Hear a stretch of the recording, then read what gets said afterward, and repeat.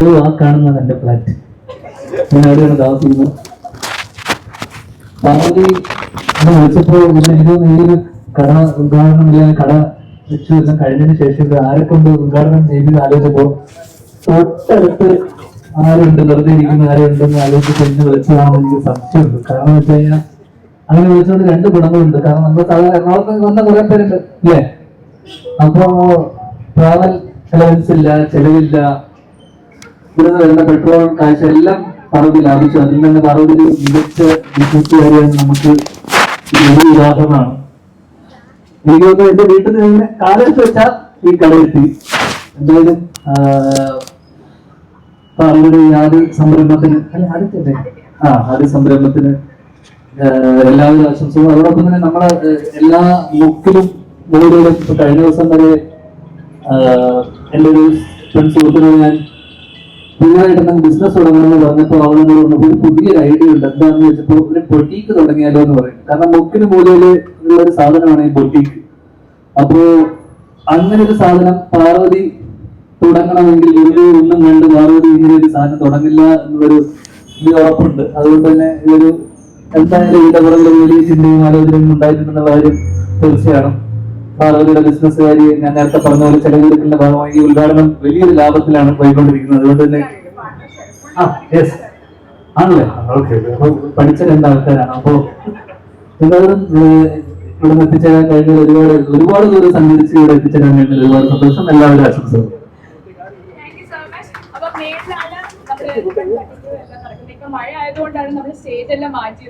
അതൊന്നുമല്ല, സ്റ്റേജിലായിരുന്നു, സ്റ്റേജ് പൊളിച്ചു മാറ്റുക അല്ലേ.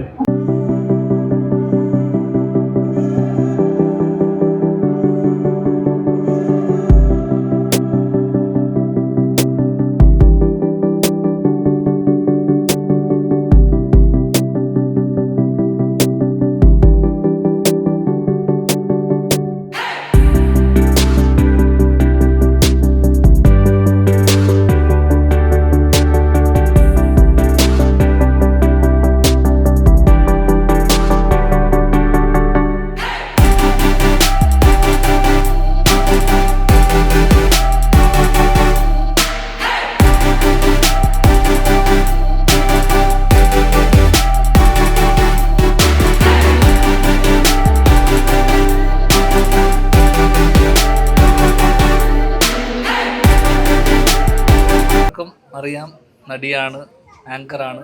അതോടൊപ്പം തന്നെ ഇപ്പം ഞാനൊരു കാര്യം പുതുതായിട്ട് അറിഞ്ഞത്, പാർവതി ഒരു സിവിൽ എഞ്ചിനീയറും കൂടിയാണ്. ഇതിൻ്റെ ഇൻറ്റീരിയർ ഒക്കെ ചെയ്തിരിക്കുന്ന പാർവതിയാണ്. അപ്പോൾ പാർവതിയുടെ ബൊട്ടീക്ക് അല്ലെങ്കിൽ ഇങ്ങനെ ഒരു ക്ലോത്തിങ് ഇതിലോട്ടുള്ള ആദ്യത്തെ കാലപ്പ് അല്ലേ.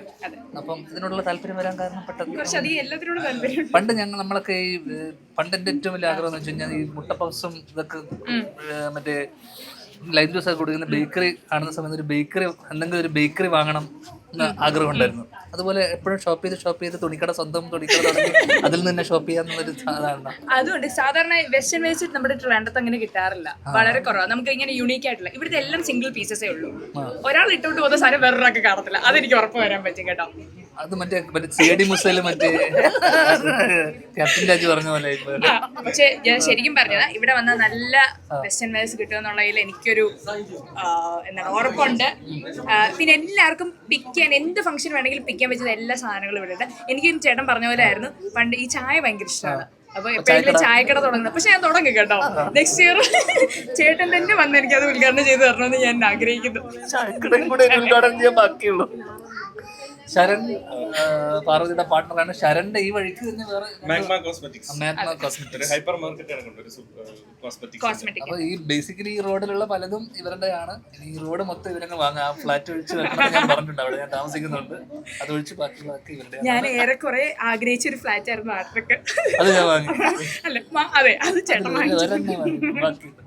അപ്പൊ എന്തായാലും പാർവതിയുടെ ഇങ്ങനൊരു സംരംഭം എല്ലാവരും വലിയ വിജയമാക്കി തീർക്കുക. അതിന് എല്ലാവരും ട്രോണ്ടറിന് എല്ലാവരും സപ്പോർട്ട് ഉണ്ടാവും. ഇത്ര എല്ലാവരും ആശംസകളും. പുതിയ ഇറങ്ങാനിരിക്കുന്നതല്ലേ ഉള്ളൂ. പുതിയ ഒരു വലിയ വാർത്തകളൊക്കെ ഉണ്ട്. അടുത്ത മാസം ഏപ്രിലൊക്കെ കാട്ടെ കഴിഞ്ഞിട്ട് പറയാം. ഒരു വലിയ അനൗൺസ്മെന്റ് ഒക്കെ വരും. സംവിധാനം പരിപാടിയൊക്കെ ഉണ്ട്, അതൊക്കെ വഴി പറയാം. ഈ വർഷം തുടങ്ങി, ഈ വർഷം പ്രീ തുടങ്ങി. ഈ വർഷം നമ്മൾ അനൗൺസ് ചെയ്യും മിക്കവാറും. ഞാൻ നിന്നോട് പേഴ്സണലായിട്ട് നമ്മളന്ന് സംസാരിച്ചാൽ നിന്നോട് മാത്രമായിട്ട് പറയാം. ഓക്കെ, ഏതാ അതല്ല അവൻ ഇപ്പം ചോദിച്ചേ. അതെ, അങ്ങനെ ഒരു പരിപാടി ഉണ്ട്. അപ്പോൾ അതല്ലാതെ ഭാവി പരിപാടികളൊക്കെ വഴിയെ പറയാം. റിലീസുണ്ട്, പ്രിൻസ് ഉണ്ടാവും, ഉജ്ജ്വലൻ, ഡിറ്റക്റ്റീവ് ഉജ്ജ്വലൻ ഉണ്ട്, പിന്നെ ഏതാ വള ലുക്മാൻ്റെ കൂടെയുള്ള പടം. അങ്ങനെ ഒരു 3-4 പടം ഏപ്രിൽ മെയ് ഇതുണ്ട്. അങ്ങനെ ബബബ എനിക്ക് തോന്നുന്നു ഓണത്തിനായിരിക്കും. ഓടും കുതിര ചാടും കുതിര ഫഹദിൻ്റെ കൂടെ, അത് ആ സമയമൊക്കെ ആയിരിക്കും. അത് എന്താണ് അതിലും ഉണ്ടോ? അതിലും ഉണ്ട്. അപ്പൊ അങ്ങനെ കുറച്ച് പടങ്ങളുണ്ട്. അപ്പൊ അതോട്ടെ പ്ലീസ് അങ്ങനെ. അപ്പൊ അതൊക്കെ വഴി വരും. പിന്നെ അതിനിടയിൽ കുറച്ചൊന്ന് 2 announcements, behind the camera announcement, front of the camera എടുത്തു.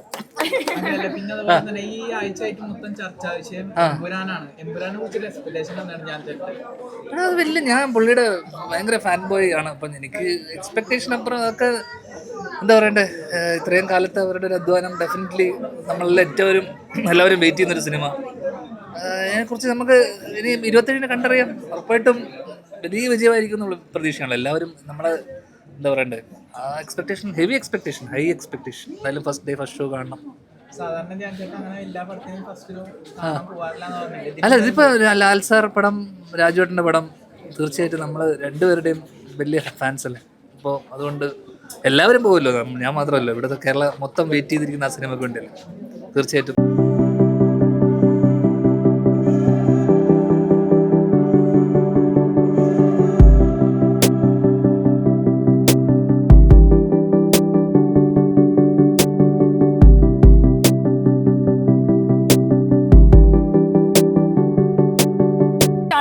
മാത്രമേ ഉള്ളായിരുന്നു എൻ്റെ ഒരു ആഗ്രഹം എന്ന് പറയുന്നത്. ശരൺ ഒരു ബിസിനസ് മൈൻഡഡ് ആയതുകൊണ്ട് തന്നെ ശരണ് ആ ബിസിനസ്സിനെ പറ്റി നല്ല ഗ്രാഹ്യമുണ്ട്. ആ ഒരു കോൺഫിഡൻസിലാണ് ഞാൻ ഓഫ്ലൈൻ സ്റ്റോറിലേക്ക് വന്നത്. എന്നുവെച്ചാൽ നമ്മുടെ രണ്ടുപേരും വെസ്റ്റേൺ വെയർ എന്നൊരു ടോപ്പിക്കിലേക്ക് വന്നപ്പോഴാണ് എന്നാൽ നമുക്ക് ഒരുമിച്ച് ചെയ്താലോ എന്ന് പറഞ്ഞത്. അപ്പം ശരൺ ഉണ്ടായിരുന്നോണ്ട് എനിക്കൊരു കോൺഫിഡൻസ് ഉണ്ടായിരുന്നു. ഒരുപാട് സുഹൃത്തുക്കൾ പറഞ്ഞിട്ടുണ്ട് ഇങ്ങനെയുള്ള ആക്സസറീസ് ഇവിടെ കിട്ടുന്നില്ല. അപ്പം ഒരുപാട് സന്തോഷം നിങ്ങളെല്ലാവരും വന്നതിൽ. അപ്പം നിങ്ങളുടെ ഭാര്യമാർക്കല്ല, നിങ്ങളുടെ ഭാര്യയ്ക്കോ കാമുകിക്കോ അമ്മയ്ക്കോ അനിയത്തിക്കോ ചേച്ചിക്കോ എന്തെങ്കിലും എടുക്കാനുണ്ടെങ്കിൽ ദൈവത്തെ ഓർത്ത് നിങ്ങളെല്ലാവരും അവിടെ വന്നിട്ട് എല്ലാ സമാധാനത്തെ, ക്യാമറ ഒന്നുമില്ല, സമാധാനത്തോടെ കളക്ഷൻസൊക്കെ കണ്ട് പർച്ചേസ് ചെയ്യുക. എല്ലാത്തിനും, എവറി സിംഗിൾ പീസിനും 10%